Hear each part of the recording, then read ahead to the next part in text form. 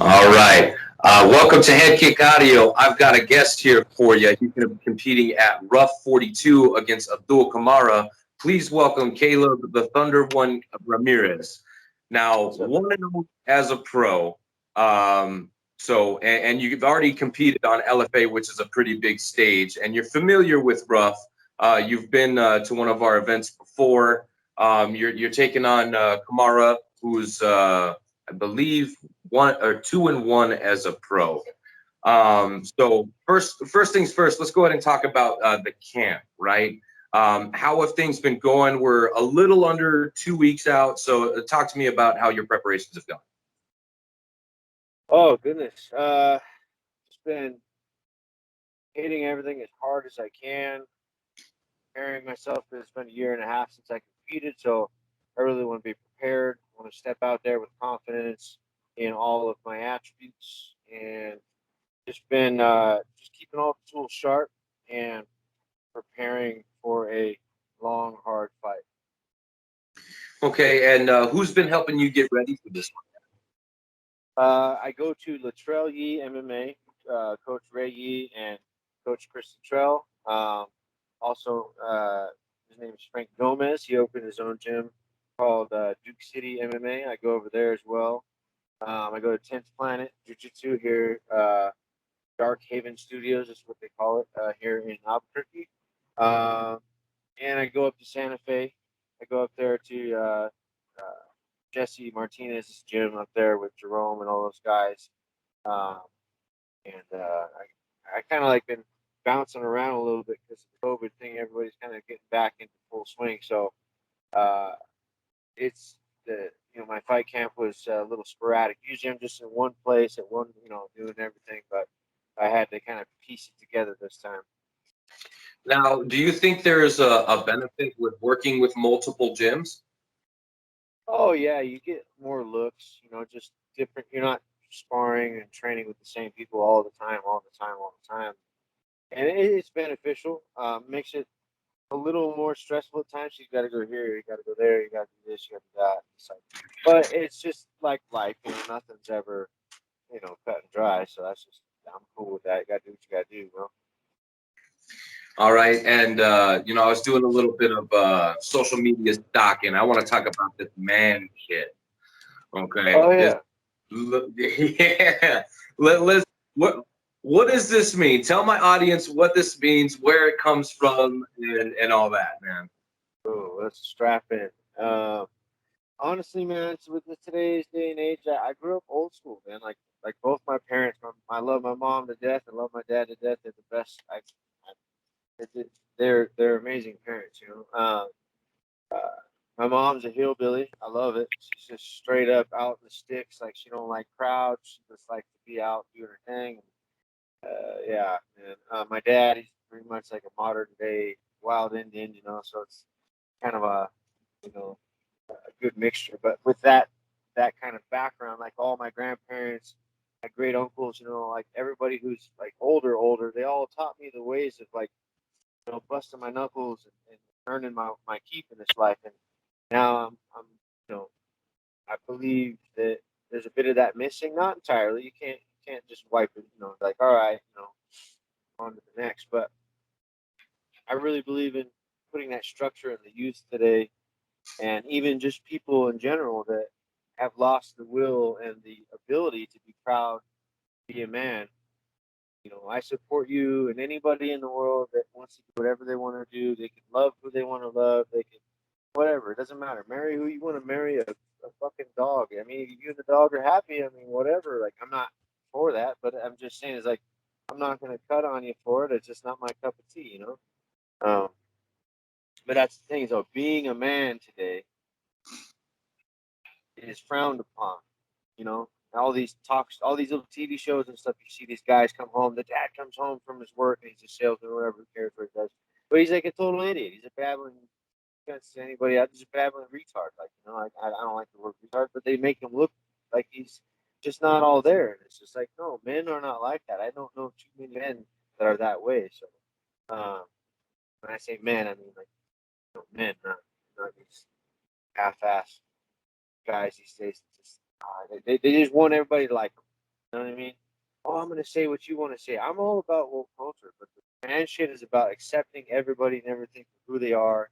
And one of the things about being a man is showing support and care and love for those around you and anybody that needs help or anything in life. You know, it's like you see a guy on the side of the road, got a flat tire. I mean, you don't have to stop before you ain't got the time, but you got the time, you know, and the ability to do so. At least go over and give the guy a hand. So thing for me about being a man is being proud to be a man. Yeah, I mean, you should be able to, if men or if women or anybody else in the world, whatever you recognize yourself as, want to yell at the top of the Empire State Building, like, this is who I am, or whatever it is you want to do, top of the mountains, like, I'm proud to be this. Cool. Well, I support that and support me to say that I'm happy to be a man. So it's like, I'm proud. So that's about man shit. Man shit is like, when you call the police, who do you want to show up? You know what I mean? You want a fucking tough son of a bitch that's gonna come over and put his foot in whoever's ass is bothering you. Kick him out the fucking door so he doesn't come back and hurt you and your family, or rob the store that you go shop at. Or you need men, gritty, tough dudes that eat fucking tree bark and drink motor oil. You know what I mean? Like tough sons of bitches. You know what I mean? So, and people want to put that down, but get rid of those people, and you're gonna have a lot of pirates out there. You know, like modern day pirates, just ripping you off and robbing you, and all these things. So for me, being a man, being proud, be a man, and respecting everybody and everything. So that's what man shit's about. And it's gonna, you know, I just, it's just something I enjoy doing. I enjoy doing manly things, making knives or fixing houses. That's what I do for a living. You know, I own my own handyman business. Uh, yeah, I just enjoy doing man type of things. You know, they make me happy. So I want to spread that joy in the world. Like, be proud to be a man again. Go pick up a fucking drill and hang a TV if you want to. The fuck, like, yeah, I did that. Cool.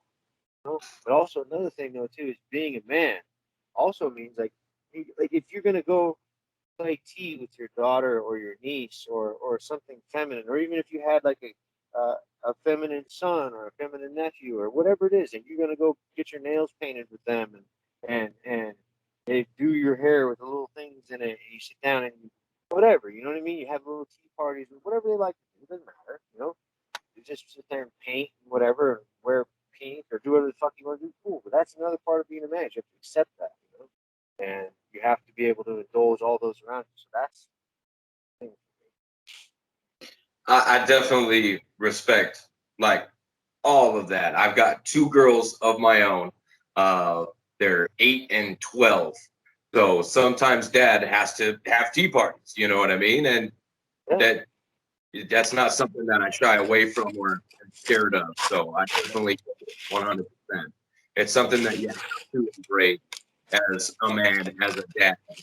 These are just things that you have to do. Remember that I don't remember what movie it was, but Hulk Hogan was wearing like a fucking, you know, a little skirt or something, and he was drinking little tea. I mean, I and want he's to one say it was like some out sort there. of a babysitter movie or something ridiculous. Like he was like a nanny. I don't remember what it was, but I know what you're talking about. That's old. Yeah, that's a good. You got to Yeah, be able so to do you that. got to be able to do it. You got to be able to do it and not be scared to do it because when I was a kid, it's just gonna, now this is out there because I'm gonna say it, on the show. But my mom used to make us play with our sisters, and our sisters had Barbies, and my friends would come over and see me playing with Barbies with my sister. Oh, fucking, you know what I mean? That's what they want to do. So I mean, that's what we did. You know what I mean? Well, I yeah, get and that's another thing too is like being tough. It's like, you know, when I was a kid, I wasn't always very tough. You know, I tried to be. You know, I was always, but you know, I was kind of a sensitive kid at times. You know what I mean? So it's like, if things like that happened, people made fun of me. Like I would get like, I used to like kind of get real sad. Yeah. So one day my dad was like, "Hey man, fuck them kids.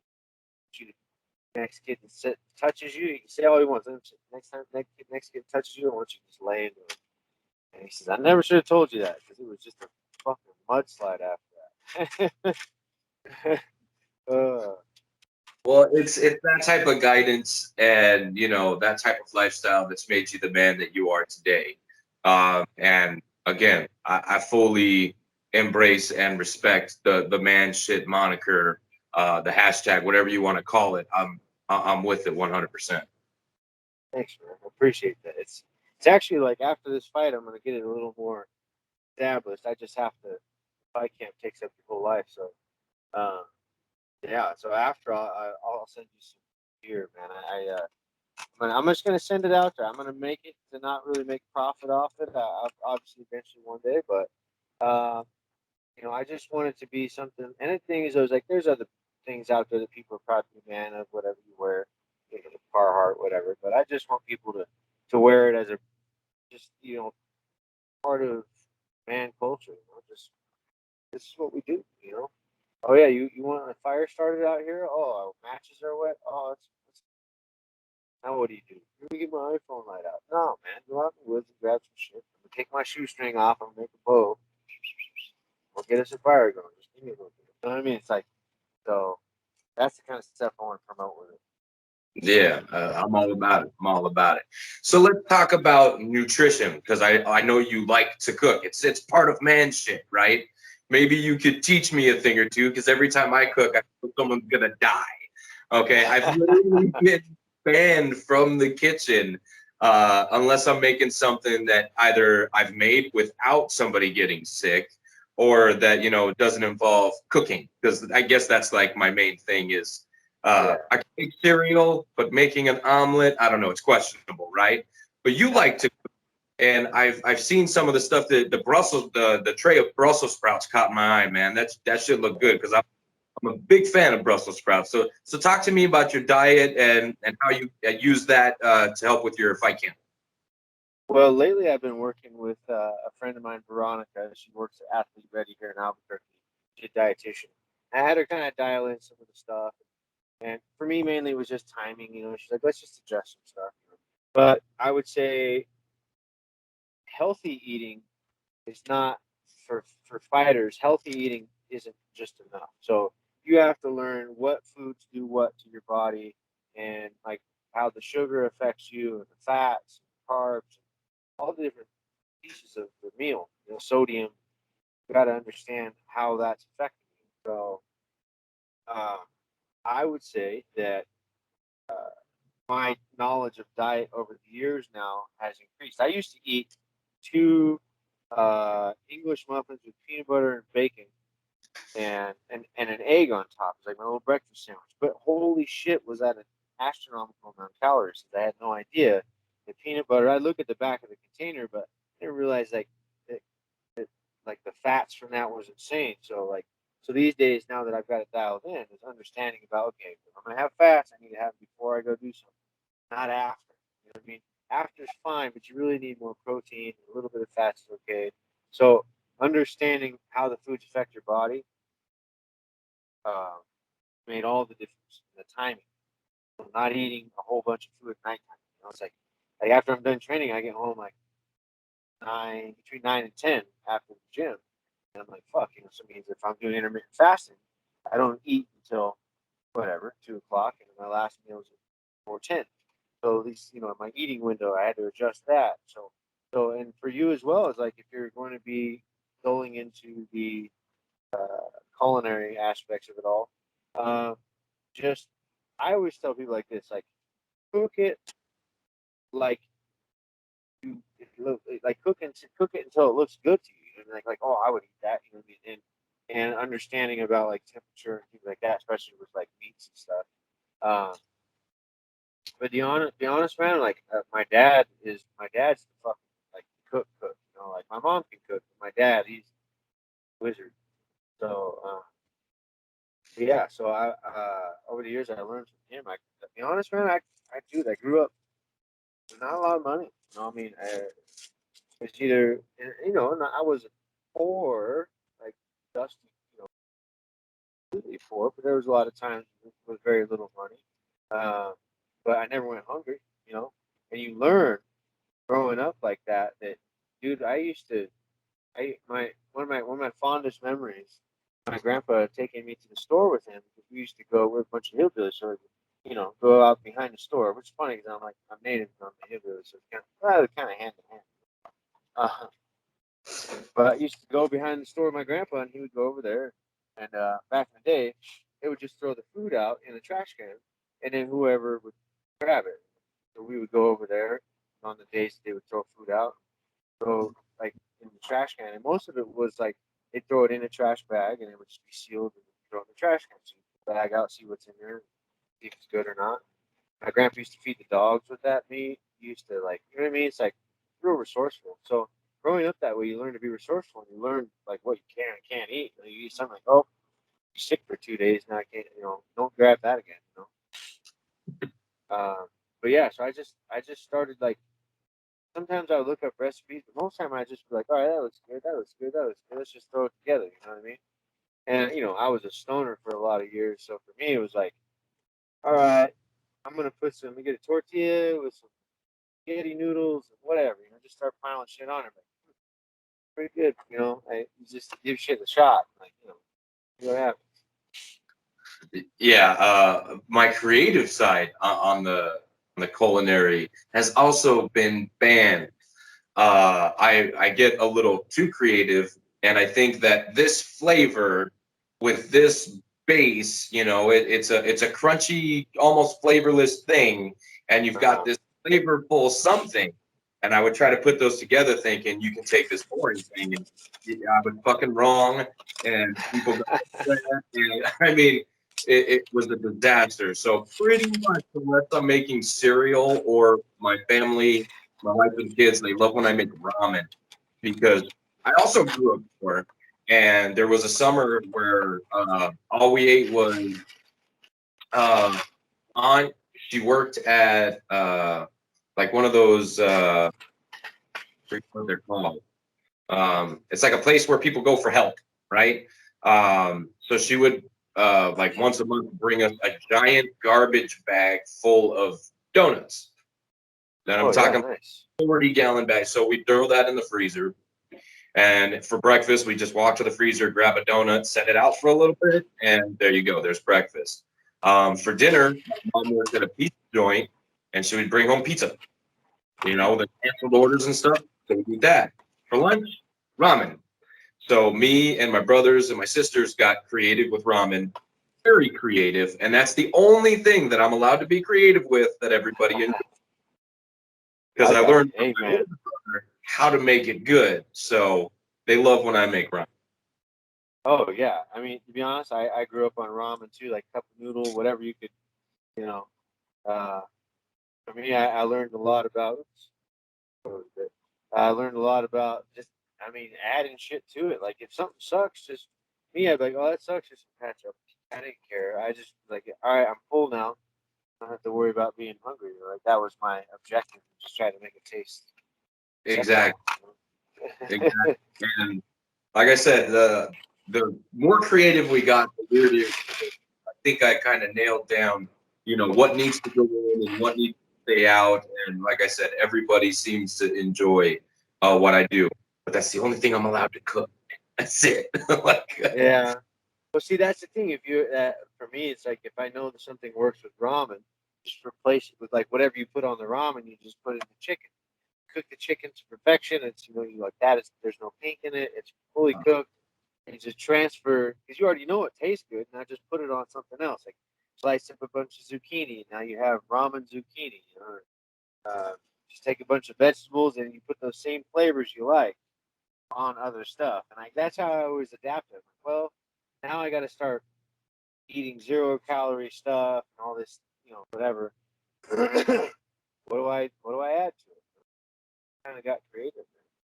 Yeah, yeah, and that's smart. I like that. I'm gonna use that. I'm gonna maybe attempt some shit tomorrow since it's the day off and I have lots of time. I Dude, can name. YouTube has been one of my like if it's been a while since I whatever like just I haven't baked a pie in a long time. Okay, I don't need crust. I need maybe some apples, some brown sugar, and some cinnamon, et cetera, et cetera. It's like okay, how do I layer it? What do I use for this, that, that? So it's like, to be honest, it's I've learned over the years just trial and error, man. Like if it sucks, you just gotta be willing to take a shit on it. Like all right, whatever. Back to it. On to the next. Exactly, and that's kind of been my my process with everything. If it sucks, on some things I'll take several attempts to see if it's something that I either really wanted to do or really wanted to try. Like I'll make more than one attempt. Or if the first attempt was just really bad, then I'm the fuck out of there. You know what I mean? Yeah. So that's with everything. Me and my buddy, we do a lot of woodworking, and we're gonna step up our game. And so we're gonna be doing that. I bought probably way too many fucking tools, but I don't care.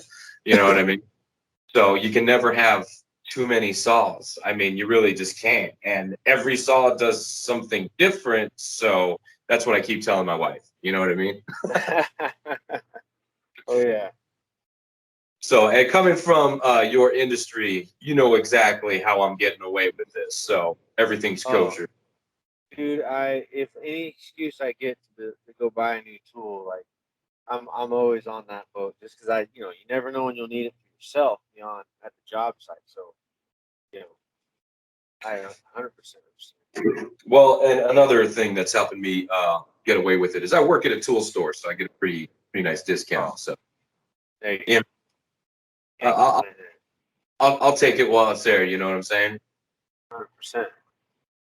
All right. So while we're on the subject of food, everybody that comes on my show has to answer this question. Nobody gets away from my show without this one being on here. So Okay. on July 31st, when the referee raises your hand as the victor, we got to celebrate. So I want to know, how are we celebrating with that victory meal? And it doesn't have to be right after the fight. It can be when you get home. It's up to you. You tell me what that victory meal looks like because I'm already salivating. As big as possible, but I want to get big fat Western bacon cheeseburger style burger, but like from a nice restaurant where they have actually like quality meat, not like McDonald's or whatever.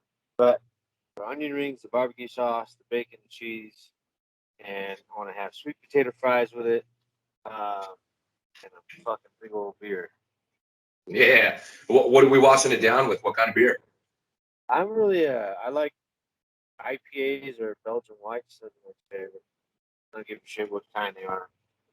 I like them all. Yeah, I used to talk shit about IPAs, to be honest with you. I used to just be a Corona and Dos Equis guy. And then my buddy, we'd go over to his house, hang out and jam or whatever. And he'd be like, "Hey man, you want a beer?" And I'm like, "Sure." And he'd bring out an IPA. I'm, what the fuck is this, bro?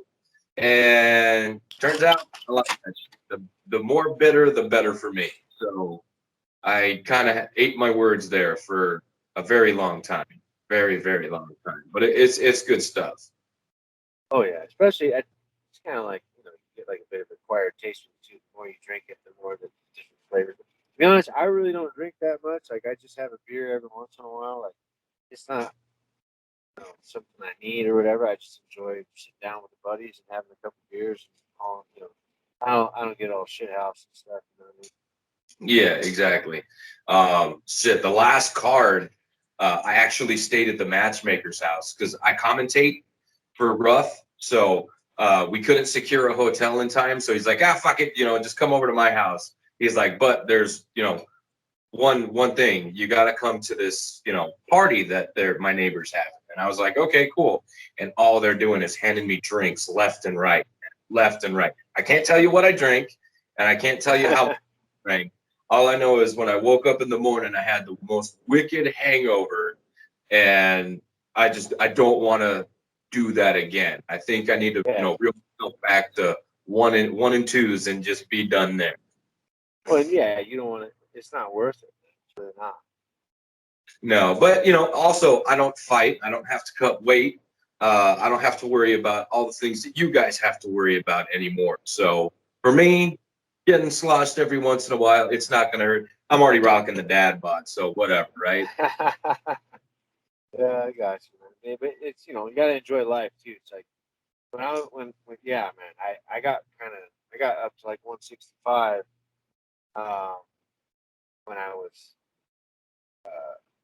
out in Hawaii. I got pretty stout. So for me, like biggest I like to get is like in the mid-50s. You know, so I put on a few extra pounds, but it was all bulk. I wasn't chunky, man. I was eating and working every day, just lifting heavy shit all the day. So I like bulked up some muscle. It's hard to get off, but I got it. That's good. How tough is the weight cut for you to make 35? The first time I did it was tough. But after that, now that I know what it takes, it's just a lot of discipline, you know, and making the weight. Once I get down, like to go step in the sauna, it's just cruising after that. Putting my headphones in and sweating it out, dealing with the heat, whatever. It's not hard. It's just another part of the fight camp that you got to just put in the books, and it's gonna suck for a little bit, you know. I don't know, man. I used to fight 45 with my whole amateur career, so fighting 35 it was just like, okay, I just have to diet. The dieting part is the hardest part because you have to be able to learn how to balance all that in with your workouts and like your habits and stuff. So breaking habits is the hardest part. But once they're broken and you're locked in, like right now, I'm locked in. There's nothing that can avoid. Like, if I snack, it's celery. You know what I mean? Like, I'm not gonna go get a fucking candy bar and ruin everything I've worked for. You know what I mean? So it's not hard once you have like a goal. You're like, okay, this is where I got to be by this day and this time. No, I'm there and I'm on weight. I've only ever missed weight once. That was my very first attempt at 35, and Jets. And I called the night before too, and I says, "Hey man, I'm getting sick," because I was gonna have to go to the hospital on that one because I didn't know what the fuck I was doing. I tried to cut from 152 down to 135, and that's just fucking nuts. So I didn't know about dieting really that much at that time and all that stuff. So I kind of had to piece together information from different people. So this time, and the time before, making 35 is not hard, especially once you step on that scale. Dude, it is a smorgasbord of awesomeness because you just went through hell, and then you get to eat fucking loads of food and bulk back up and and feel great. And then you get to go have fun and go fight somebody in front of a bunch of people. Fuck yeah, this is awesome! Like, and then as soon as it's over, you're like, that was fucking crazy, like, and it's a good time. It's just, yeah, it's just getting to the scale. Once you get to the scale, nothing to worry about after that. Just go put a smile on your face, have a good time, put on a good show. You know what that sounds like to me? That whole experience there sounds like man shit. You know what I mean? Oh, 100%, bro. Like whether it be studying to pass a test or whatever, working your ass off to get a promotion at work or whatever it is you do, building your business, it's just the hours, man. Like, what I guarantee you, the day that I'm done fighting, man, you transfer anybody who's a fighter, you transfer that same attitude over to whatever you're doing, fuck, you're unstoppable, man. Like, if you're willing to put your body and your mind and everything at risk, because everything's at risk, man. Like, when you're in fight camp, sometimes it is extremely mentally taxing, physically taxing, obviously. The mental part is even more taxing. So, 100%, man. Like, making this weight, nothing.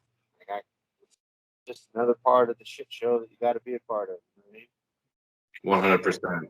I haven't had to make 35 since, I don't know, 2012, I want to say. So it's been a hot minute. Yeah, it's been a hot minute. So, and I'm old. We don't need to get into that. But, now as I'm getting older, even older than I was, a couple minutes ago, I got up to, and my wife too, she wanted to start losing weight. She's tired of being a little fluffy, a little chunky. And she says, I want to weigh 155 pounds. I said, that's fucking awesome. I said, do what you got to do, and I'll just help you in any way that I can. What it turned into is, well, maybe I'm tired of being a fat ass. So, okay. Now, we went on vacation, so we took like a little break, but we were still, minding our caloric intakes and stuff. And she only went over a couple times because this is the way that she knows how to lose weight. So this works for her. So this is what we're just doing. We're just calorie counting. And she's already down, I don't know, like 7-8 pounds, even with the vacation in the mix. But when I got back from vacation, I was 181 out the door. And when we came back, I was 184. So I only gained 3 pounds, but I was like, fuck, that I'm working backwards. So I decided I'm just gonna start running again because I used to like running until I broke my foot, and now it's just a pain in the ass. So I said, fuck it, it's gonna suck, but just do it. So I've been doing it. I got up to an hour yesterday, which was pretty badass, except for I got a blister on my foot, and it's my bacon foot, so it's already like painful. So I'm like, fuck it. Okay, I'm gonna take a day off. But I'm already down. Yesterday I weighed in at 175 on the nose. I'm pretty stoked. Oh wow, hell yeah, good for you, man. Pretty stoked. 9 pounds for a fat ass like me. That's like what, like 3 cheeseburgers. The way I eat them. Yeah. Yeah, dude, I can't wait to be a fat ass again. Soon after this fight, I'm just gonna. Oh yeah, I love that though. That's like one of my favorite parts. To be honest, like you go through the struggle and you earn that. Like that week after you're done fighting, oh, it is just bliss. Like, okay, what do we feel like today? Ooh, we're gonna go Starbucks. Ooh, I don't give a fuck. Let's go over here. Let's go over there. It's like you earn that. Win, lose, draw. You put all the work in. It's time to.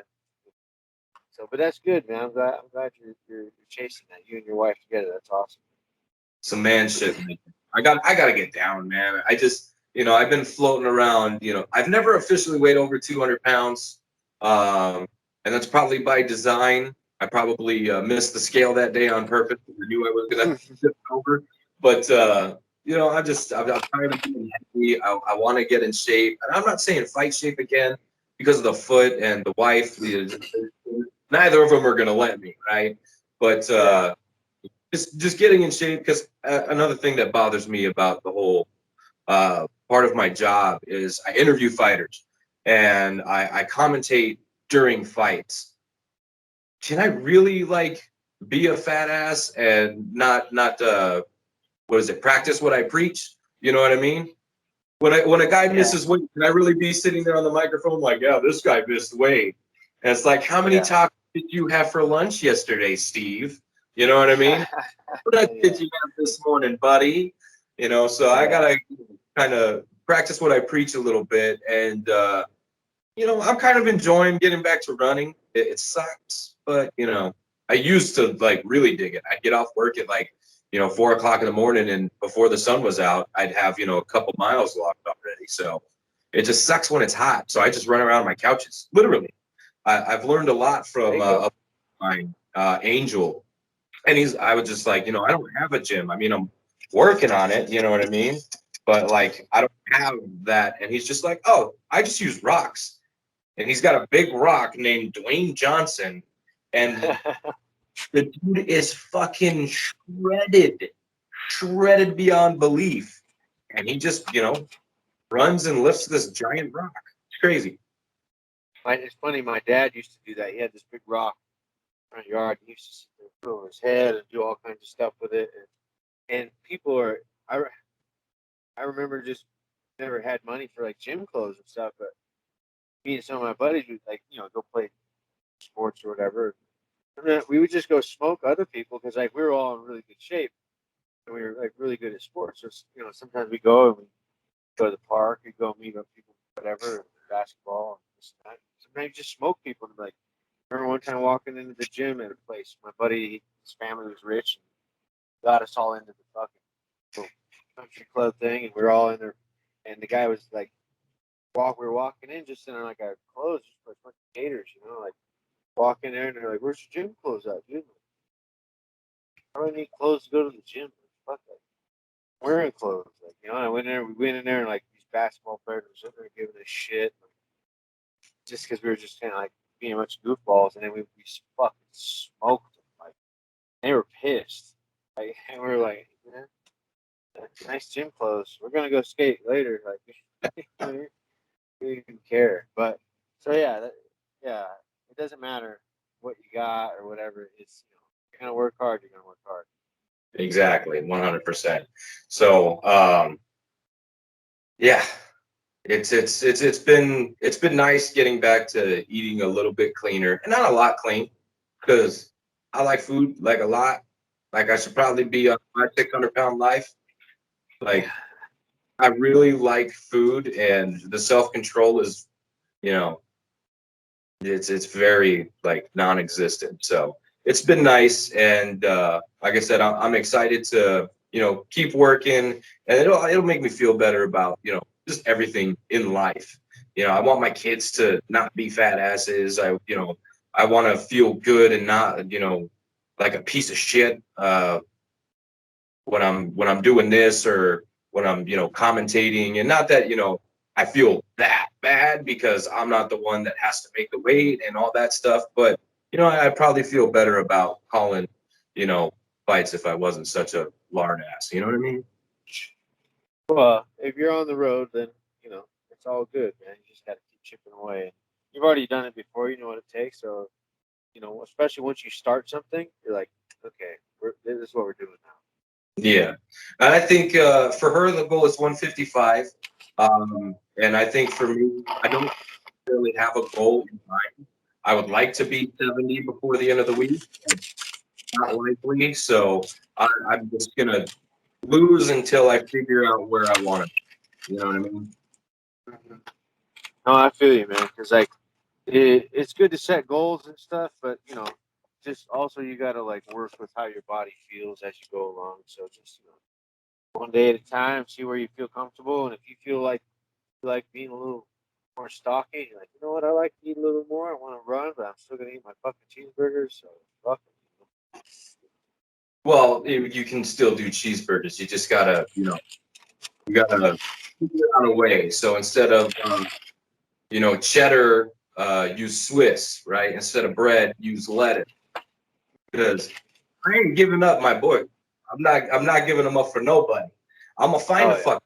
I'll ground turkey. I don't give a fuck. It's just there's something about a burger in my hands and then Oh. in my stomach that just makes me feel like human. I'm sorry. You're over here fucking cutting weight, eating ice chips, and I'm over here just nonstop food. How fucked up of It's me. all right. No, it's all right, man. It makes me just think about after the fight. It's all good. Well, you know what, dude? This has been a lot of fucking fun, man. I've had a blast having you on here. Now I gotta know, is that a he or Uh, she? that's him, and that's Moondog. Moon dog? Yeah, well, his just name is Moon, but everybody just call him Moondog. All right. How old is he? Moondog. He's 10. It's 10? fucking yeah. He's a horse, man. Like, yeah, he's 103 pounds. Big son of a bitch. Well, see my big old man right here? Look at this. Nice. Yeah, I got That's them all right. here. I have 4 ankle biters. They're all this size, right? But this guy, I want to say he's probably like 17 or 19 years old. Oh wow. Yeah, he an old fucker. He an old fucker. I've had him since I was a kid. What's up, dude? You want to say hi? Wow. Yeah, he's Wow. Yeah, yeah. this guy right here, he's always where he's at, right over my fucking over every damn day. Yeah, he's a good dog, man. Hell yeah. That's why you see me pointing and smacking and looking away, because Oh, they're all over the place down here. But like I was saying before, this has been a lot of fun. Look, the fight is like what is today? Wednesday, so like a week and a half away. So we're almost there. You're just finishing up on camp. You do your last hard spar like the weekend before, or are you already done with that? I did some hard sparring last night. We'll see how I feel for Thursday, but I really don't like this close. I really don't like to put my body in jeopardy because freak accidents happen, and I just would rather take my sparring just a little bit further out, not too much. You know what I mean? So, yeah, I try to get my hard sparring in done uh, with enough time for my body to recover and just stay on my cardio and just keep the weight is the focus. If my technique's there, I'm not going to forget how to use it. So, just going through technique, keeping like just heavy rounds of like high pace. Just work on work on my cardio. Just stay where I need to be. Okay, and before I do let you go, let my the viewers know how they can follow you on social media. It is my name. It's the simplest Instagram stuff you could ever imagine because I'm the only fighter out there with my name. So it's Calob Ramirez, CALOB RAMIREZ. It's on every platform. I don't use Twitter, just don't like it. But Instagram, Facebook, those are the two I use most. Just type in my name and I'll be right there at the top. All right, perfect. And then also before we skedaddle, if you would have any shout outs, so training partners, coaches, sponsors, management team, go for it. Okay, so I thank my family first off. They're the ones that like really keep me grounded. I don't live anywhere near them. Just phone calls and stuff is really nice. So thank all of my teammates and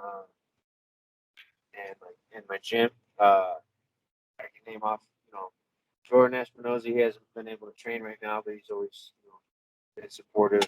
And I've trained with him a lot of years. Jerome Rivera lately. I've been training a lot with him.